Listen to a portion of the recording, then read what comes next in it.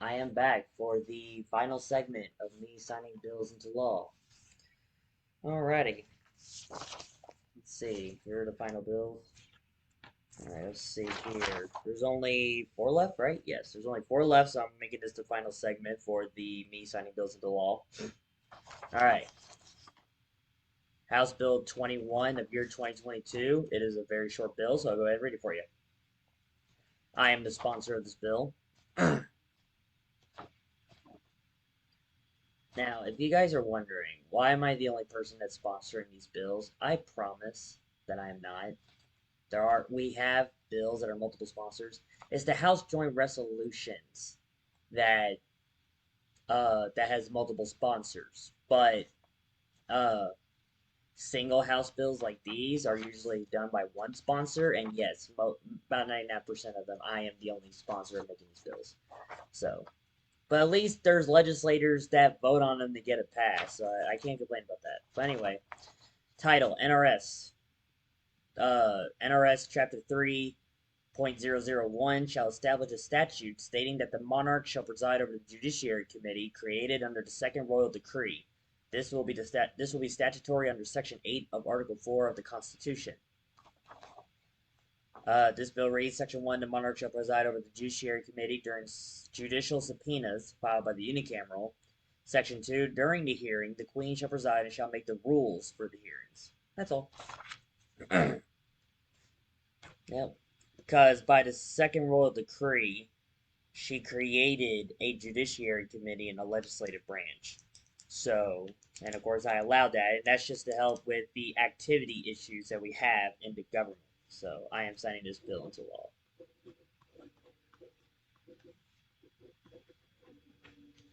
And I just realized, ladies and gentlemen, that I did not print out one more bill that was supposed to be. Oh, now I know why. I know why now. Never mind. Never mind. We are good. I just realized it. Now I know why. I'll explain it to you after I'm done with these bills. Yeah. So yes, House Bill 21 is passing the law. Excuse me, my throat's a little weird.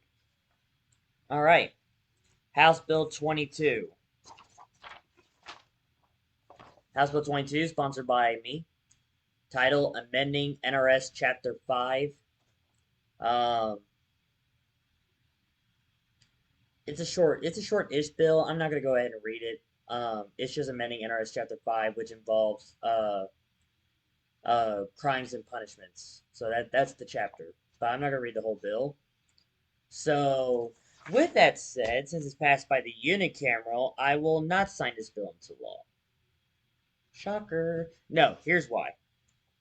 The reason I actually cannot sign House Bill 22 into law is because the Court of Ministers, which runs the supremacy branch of our government, has halted and challenged this bill over its constitutionality.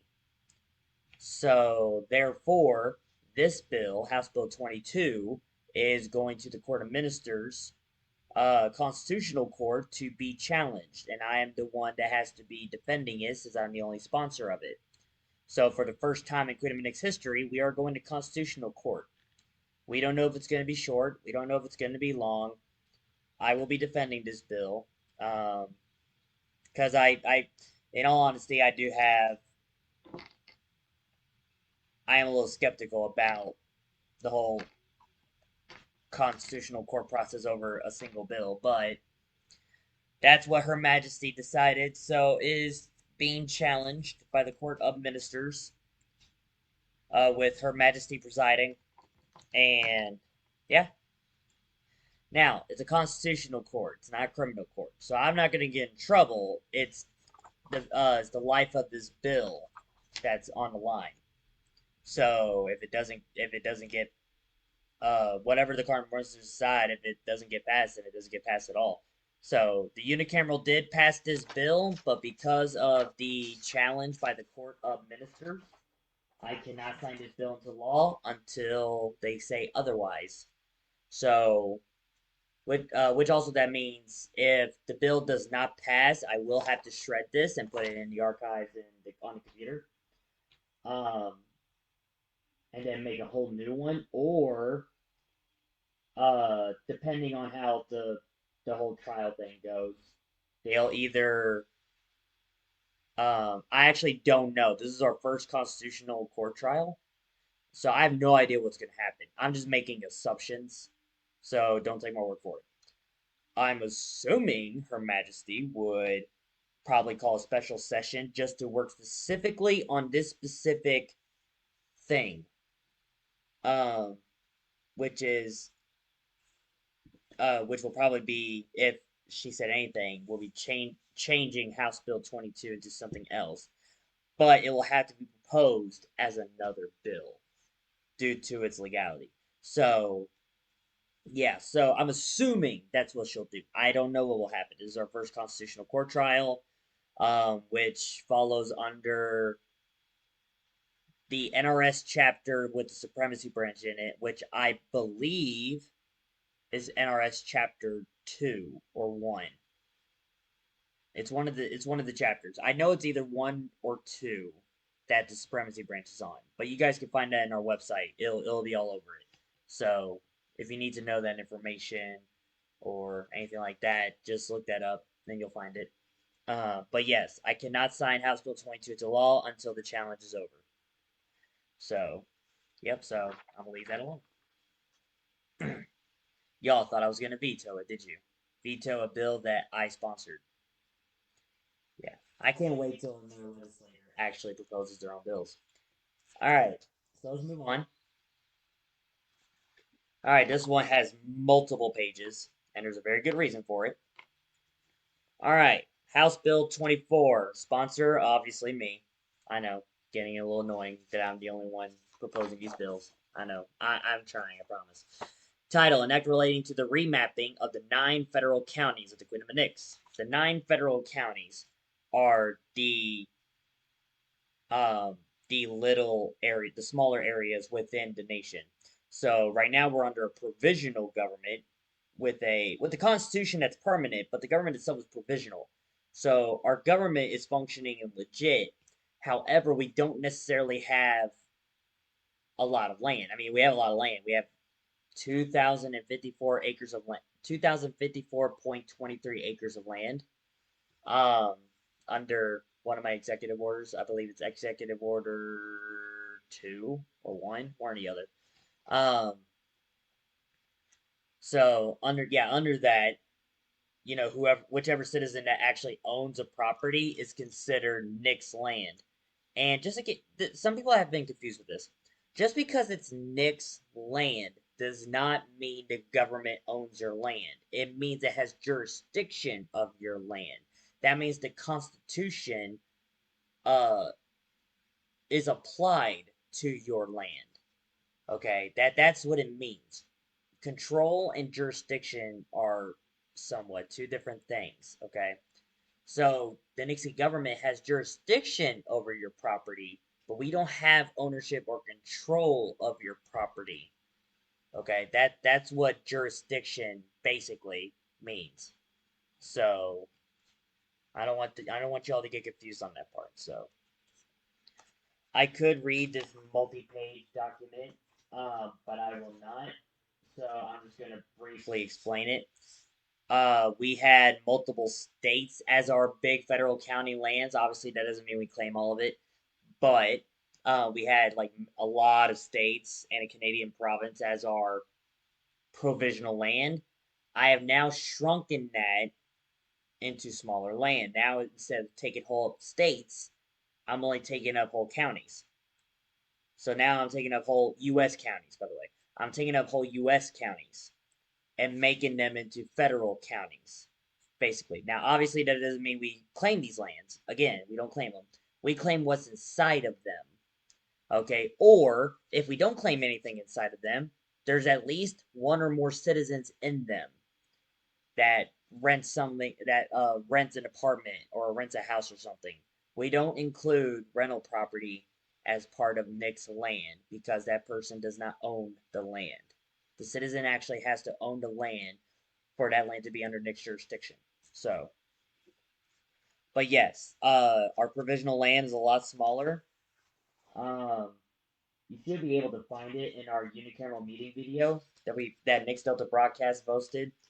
Which reminds me, please subscribe to Nick's Delta Broadcast so we can have more subscribers and more likes and dislikes and comments. Please comment on our videos so we can know your feedback.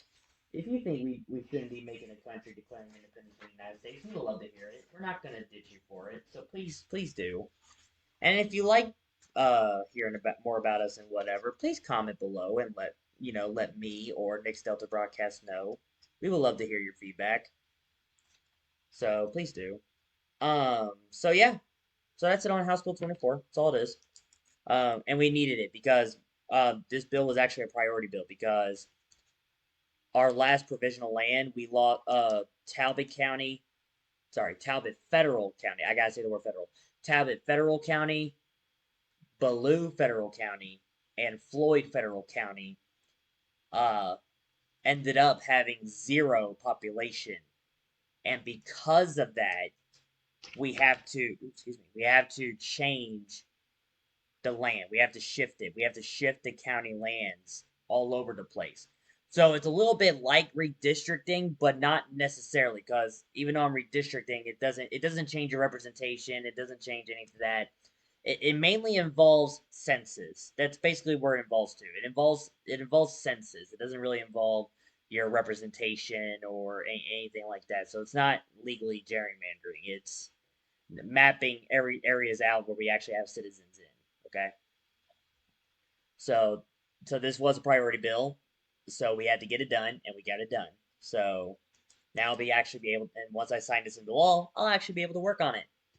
So yes, so from House Bill 17 to here, to the last bill, not this one, but the bill after this one, was passed by the unicameral on October 10th.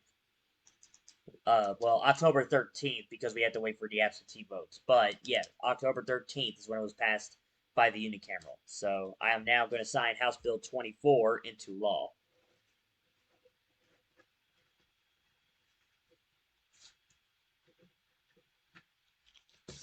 There you go. House Bill 24 has been signed into law. Alrighty, let's see here. Alright, final bill of the segment. Not the segment, it's actually final bill of the day, really. Alright, I actually like this bill. I hope you guys, please give me feedback on all these bills that I signed. Please do. Citizen, supporter, visitor, give me feedback. Alright, so House Bill 25, title, an act relating to the establishment of elected constables. I am the sponsor, of course. I believe this bill is very important. So if you guys don't mind, again, you could just look at the website to read it if you want, so you'll know what I'm reading to you. It is a 3-page bill, but I promise it's not as long as you think. It's numbered, so that's why it looks long. All right, so I'll go as quick but slow as possible.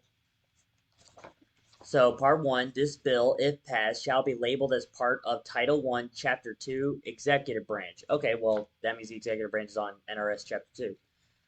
Part 2, this bill and its provisions shall be labeled from NRS 2.006 down to whichever seems appropriate to the NRS numerical appropriation. Part 3, 4 constable districts shall be drawn and established in each federal county on the approval of the local federal county government or its residents. Provision 4, there shall be 2 constables per constable district. Provision 5, constables shall be elected by the residents within their respective constable districts. Provision 6, constables shall have a 2-year term. 7. Constables shall have the authority to arrest, execute warrants, subpoenas, court summons required to execute any court process given to them, and enforce laws in accordance with NICS revised statutes and or NICS administrative regulations. Provision 8. Constables can be permitted to carry firearms in the performance of their duties. Provision 9. Constables who take office prior to September 21st, 2023 also have full law enforcement powers, including power of arrest. Provision 10. On the approval of the local federal county government, they may equip their vehicles with oscillating blue lights. Provision 11. All constables must be decided how to be paid in either salary or minimum wage in Nixie pounds on the approval of the local federal county government or its residents. Constables can also be paid through service fees depending on the federal county ordinance or any future next revised statutes. Voluntary taxation contracts at a federal county level shall be an option for the federal county government or residents to decide by popular vote to pay for their elected constables. Provision 12. The elected constables must only patrol their respective districts unless the situation calls for them to patrol or give support in another district. Provision 13. Local federal county governments can give the unicameral the decision to draw and establish constable districts for them, and the district lines proposed by the unicameral must be approved by the residents of the federal county. If this bill passes, Provision 14, the federal county voters get to decide whether to approve or disapprove the establishment of constable districts within their federal county. This means federal counties do not have to have constable districts. They don't have to. Provision 15. If no person runs for candidacy of constable within the 3-month period of candidacy admission, the constable election shall not be commenced on election day until the next candidacy admission cycle. Provision 16. Candidates for constable must submit their candidacy to their local federal county government or the unicameral from June 1st to August 31st of the election year. Provision 17. Constable district residents will cast their votes starting from September 1st to September 20th of the election year. The voting methods shall depend on the number of candidates for constable. If there are 1 to 2 candidates, the voting method shall be the winner-take-all method, where a candidate must reach 50% or more of the total voters in the district, or if the candidate has more voters than the other. If there are 3 or more candidates, then the ranked choice voting method shall be used for the election process, where one candidate must reach exactly 51% or higher to be the winner of the election. Provision 19. Constable election day shall be on September 21st, which is our founding day, and also the representative election cycle. Provision number 20. Under approval by popular vote of the federal county residents, they can decide if they wish to have the unicameral give their constables certain powers and authorities instead. Which means if the federal county can't decide for themselves, they'll come to the unicameral to decide for them, at a limit, of course. Provision number 21. Constables shall be required to be trained for the use of firearms and must show proof of certification, not a license, not a permit, certification that they have been trained using firearms. Provision number 22. Constable's salary shall be based on the number of voters in their constable district. I thought that was fair. Provision number 23. Constable candidates and elections shall be non-partisan, because you're a peace officer. Why does a political party matter in your thing? That doesn't make any sense. So, provision number 24. Constables must be sworn under oath into office. Provision number 25. When a court is in session, one constable is required to be present, and Her Majesty's Court decides which constable is appointed to the court session. Provision number 26. Constables are required to read and understand civil and criminal laws of the Queendom of Nix, including the Constitution, and must uphold and enforce these laws. Provision number 27. If a federal county by popular vote decides to not have a constable district or districts, the towns and cities within the federal counties can decide by popular vote amongst the residents within city limits to have their own constables. Provision number 28. If a city within a federal county with no constable districts decides by a popular vote to have constables, they are only allowed to elect 2 constables within their city limits. 29. The candidates for constables within city limits in a non-constable federal county must be a resident of the city for at least 2 years before becoming a candidate to be elected. 30. Constable elections apply to citywide only constables. 31. Elected constables must provide their own vehicles, firearms, uniforms for official purposes unless provided by the federal county ordinances. 32. Candidates for constables must be a minimum of 19 years of age. 33. If an elected constable is out of office due to, but not limited to, death, incapacitation, resignation, or impeachment before their term expires, a special election shall be commenced 1 month after the position is vacant.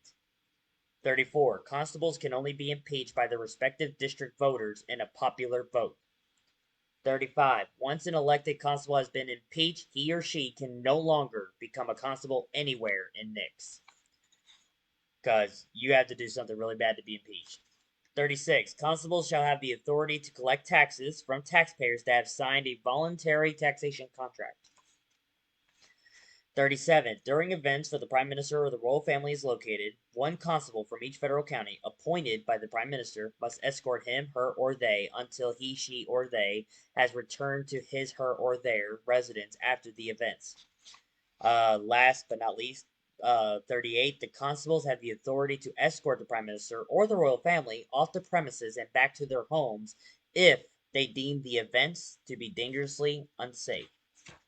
That is House Bill 25. I believe is a beautiful bill. I think having constables instead of instituted police officers would be the best thing for Nix, or at least to start out for Nix. I believe that would be the best thing. And with these peace officers being elected, it'll give people more of a say on who's patrolling their streets and whatnot. So I believe this is a wonderful bill. I actually made this at work in one day. Like this, okay, so if I did it at work, I did this for this took me about an hour or two to finish while I'm at work. Obviously, I did work, but it took me about an hour or two to actually finish the bill entirely. And I did it all in one day and got it submitted on the same day. And then when the unicameral meeting came, we managed to propose it. So I think it's a wonderful bill. Um, I would say it passed unanimously, but not everybody was there. But I believe it would have been passed unanimously. Um, we do have a legislator that does want to change in it. But he knows what to do if he wants to add changes to it. So yeah. Alrighty. Well, with that said, I will now sign the final bill of the day, House Bill 25, into law. How should I sign this? I barely have a lot of space, but I'm gonna try. Alright, here we go.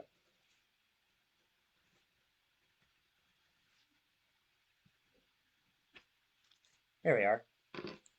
Alright, ladies and gentlemen, House Bill 25 has been signed into law.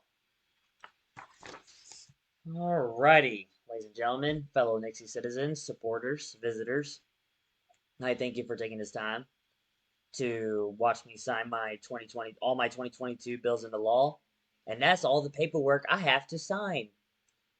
I'll just go ahead this Thursday. I'm sure you've seen Nick's Delta Broadcast News Report. We are having an executive meeting this Thursday, which is tomorrow, at 8:30 p.m. Eastern Time. We will be discussing the executive orders that needs to be revised. I believe it's the first three. I think it's the first three that needs to be revised in this meeting, and then in the next meeting, the fourth and fifth one will be revised. So we're gonna be doing that, um, which should be sweet and simple. But this also requires a national vote as well. So that's a thing. That's a thing too. We need it. We need it. I need to catch up on that because it needs an approval voting from the voters. Okay, it needs approval. Now, what does it mean if it's got a lot? What does it mean if it has not a lot of approval? Like majority of citizens don't approve my executive orders. That means I have to consider getting rid of my executive order, or that it probably means the unicameral might have to force me to get rid of my executive order. So, but obviously, if there's say a small amount of people that approve the bill, but not everybody has voted on the approval of the bill, then I'm going to consider that people approve the bill because they obviously don't care enough to vote on whether they like the executive order or not. So that's what we're going to be doing for this meeting. We will be working on the uh, Nebraska bill draft. I am calling it that, the Nebraska bill draft. It still needs to be worked on. My priority right now is building a metal smelter so we can actually have bullions, aluminum and copper bullions. So we can actually back our currency, and I can start printing our currency out and start handing them out and start paying government officials.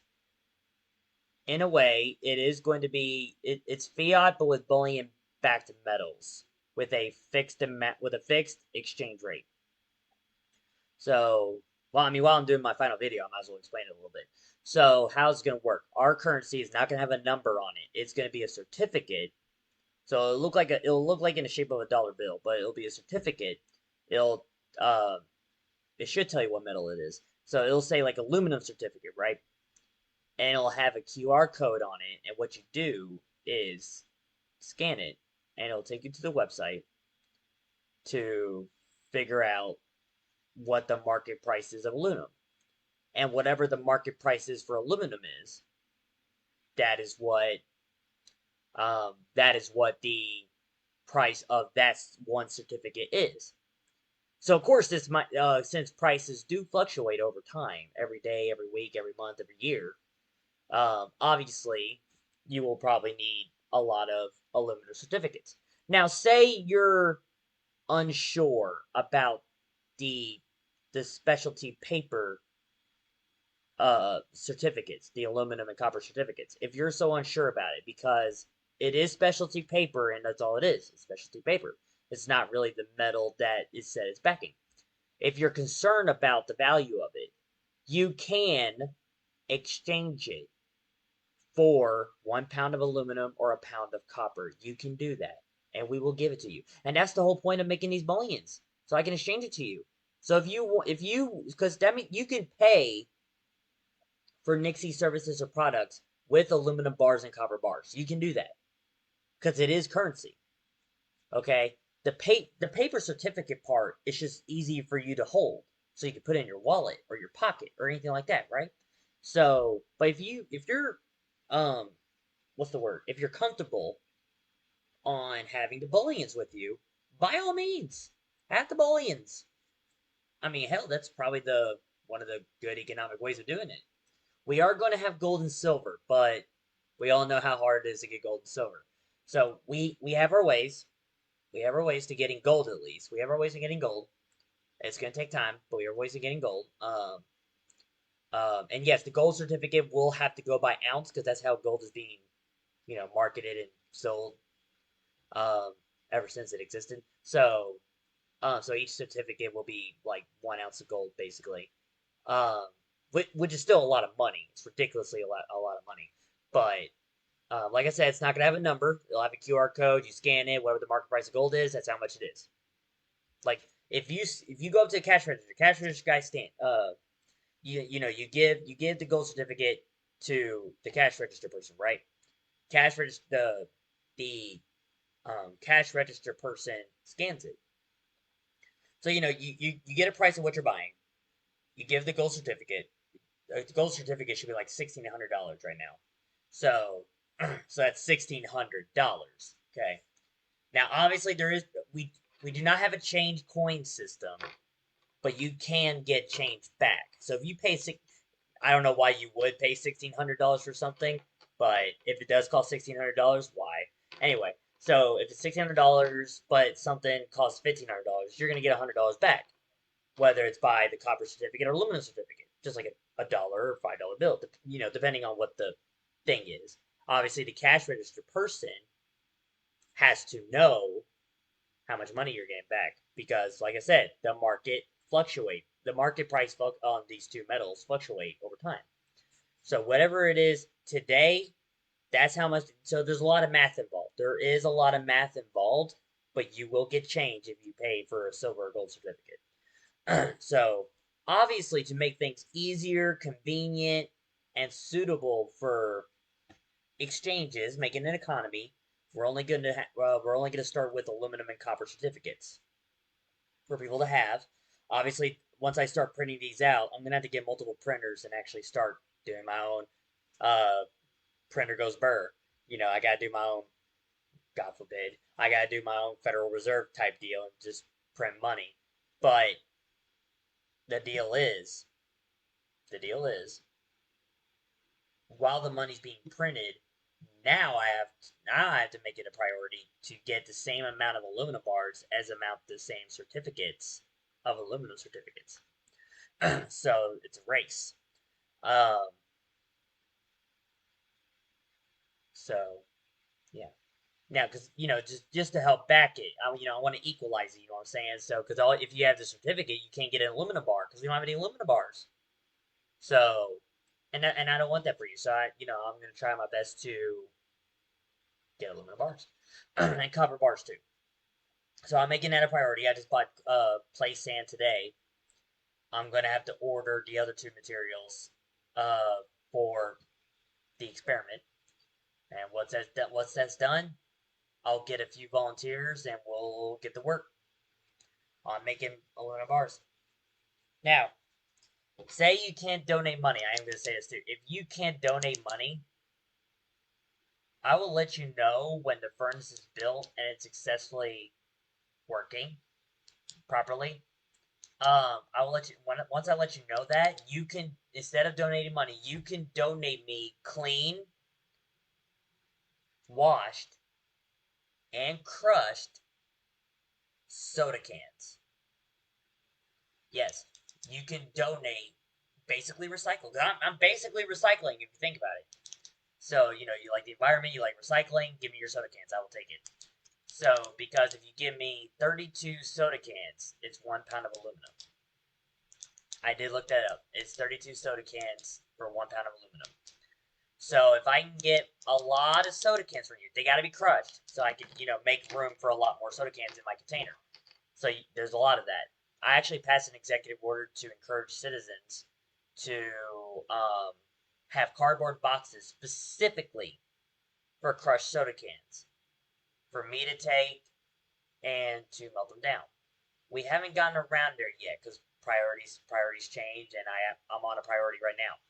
So I am going to get on that. But yeah, so if you can't donate money, give me an empty, clean, washed, crushed soda can, and I'll take it. I'll take it, store it, and then once I get the furnace built, aluminum bars, here we come. So, yeah, that's how we're going to do our economy. We have not made anything like Nick's product-wise or whatnot. So, yeah.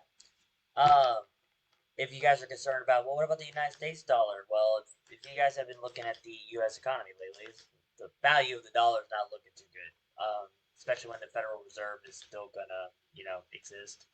Um, but I am planning to propose a bill regarding currencies in general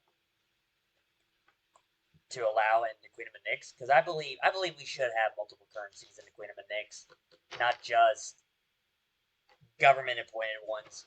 I believe we should have any kind of currency in Nix. So if any of the currencies listed gets devalued in any way, then someone in the private sector can make up a currency to become popular, and then people will start going to that currency and start using that, and companies will start adopting that currency, and then everyone will start using that currency.